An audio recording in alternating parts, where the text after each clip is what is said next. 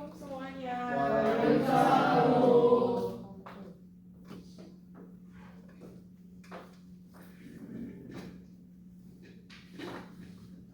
Selamat pagi semua. Pagi. Jadi gimana kabarnya?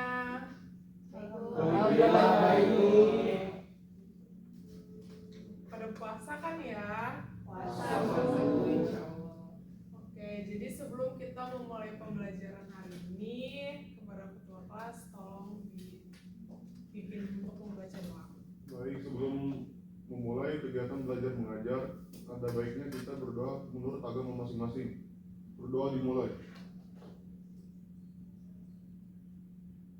Selesai.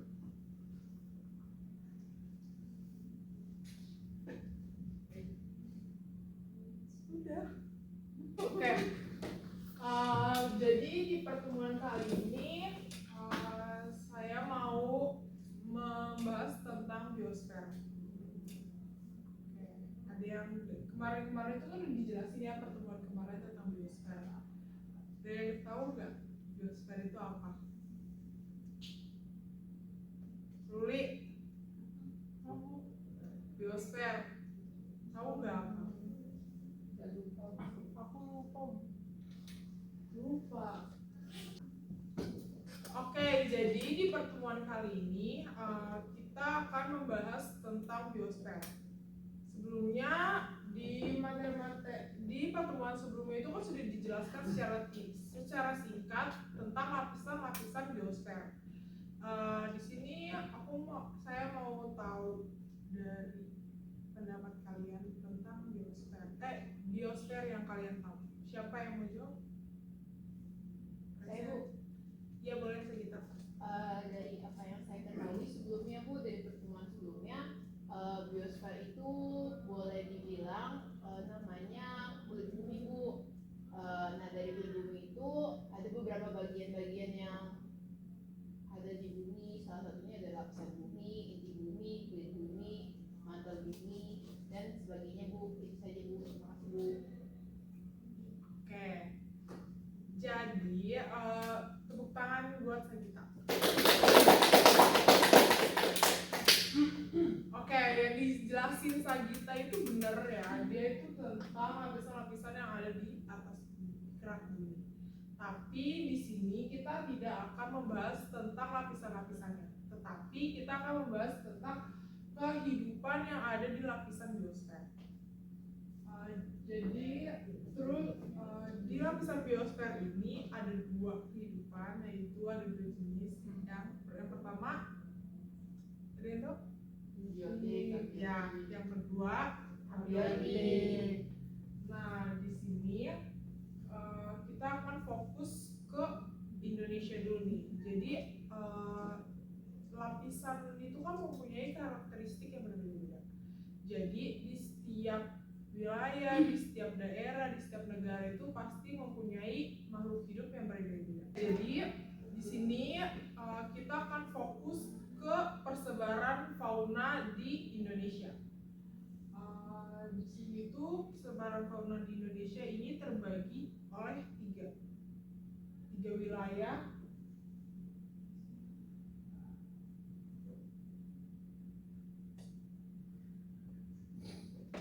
Nih, di sini ada fauna asiatis, ada fauna peralihan, ada fauna australis.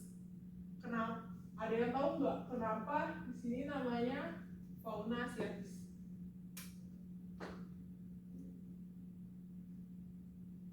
Jadi di sini tuh ada di Indonesia itu namanya apa sih tadi gue mau ngapain sih anjir? Di Indonesia itu fauna itu dibagi menjadi 3 bagian. Dan di sini ada fauna asiatis, fauna peralihan, dan fauna australis. Dengan di tengah-tengahnya itu ada garis lurus dan garis bergerak. Ada yang tahu di sini fauna asiatis itu apa? Saya, Bu. Fauna asiatis itu berdasarkan bahwasanya di bagian fauna asiatis itu dulunya menyatu dengan setelah pecahnya benua Pangea menjadi benua Gondwana dan benua Eurasia, yang mana fauna asiatis itu tadinya menyatu bersama dengan benua Eurasia lainnya Bu di bagian Asia Tenggara. Oke, bener banget. Nah, di sini fauna asiatis itu mirip-mirip ya sama fauna Australis kayak backgroundnya tuh. Kayak dulu juga Pangea dia tuh dulu bagian timur Indonesia itu menyatu dengan Australis, jadi dia di situ dinamakan dengan fauna Australis. Nah, yang tengah-tengah nih, kenapa namanya fauna peralihan? Nggak tahu. Saya Bu, Oh, itu tahu.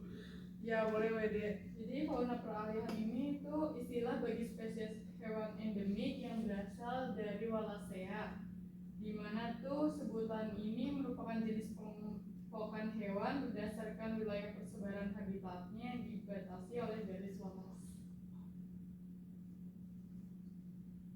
Udah. Oke, iya bener banget. Di sini tuh fauna peralihan itu fauna endemik, fauna asli yang bener banget apa yang dibilang Wede tadi. Itu fauna peralihan itu merupakan fauna yang endemik asli Indonesia. Contohnya ada orangutan, ada anoa, ada komodo. Ya, terus di sini saya akan memberi kalian tugas tentang untuk membuat PowerPoint. Tugas dulu. Baru ya saya kasih tahu dulu. Oke, jadi tugasnya itu apa yang tadi saya jelaskan barusan. Kayak gini, saya akan memberi kalian tugas dalam perbentukan kelompok. Lalu isi tugasnya itu kalian membuat PowerPoint yang berisikan tadi materi yang sudah saya jelaskan. Seperti ini, kayak bagian-bagian persebaran fauna di Indonesia. Jadi kalian akan menjelaskan kayak apa sih itu fauna asiatis, ciri-ciri hewannya apa aja, karena di setiap wilayah, di setiap perbatasan itu pasti mempunyai karakteristik masing-masing. Lalu faktor-faktor apa yang menjadikan hewan itu tuh kayak tinggal di adanya di asiatis, adanya di australis, dan adanya di peralihan. Jadi ada yang belum ngerti nggak bagian tugasnya? Saya Bu, Iya boleh kita. itu wilayahnya fauna aja atau sama floranya atau dua-duanya? Oke, jadi di sini kita akan membahas tentang dua-duanya. Saya izin bertanya Bu, Ya, boleh kita. ini satu kelompoknya berapa orang ya Bu? Karena ini tugas PPT itu lumayan berat, jadi saya bikin menjadi dua kelompok 1 dan kelompok 2. Satu kelompoknya 5 orang. Baik Bu, terima kasih Bu. Oke, jadi seperti yang sudah saya jelaskan tadi, kalian tinggal research nanti kayak buat nyari sumbernya untuk memperdalam materi lagi. Lalu untuk pertemuan selanjutnya kita akan membuat kalian harus membawa laptop, boleh nggak sih kalau kayak gitu? Nggak apa-apa, nggak apa. Oh ya. Sediakan laptop Mas. Untuk pertemuan berikut selanjutnya kalian akan mengerjakan PowerPoint-nya di sekolah, dan satu kelompok minimal membawa 1 laptop untuk mengerjakan di sekolah. Dan di situ kita akan membuat forum diskusi tentang untuk membuat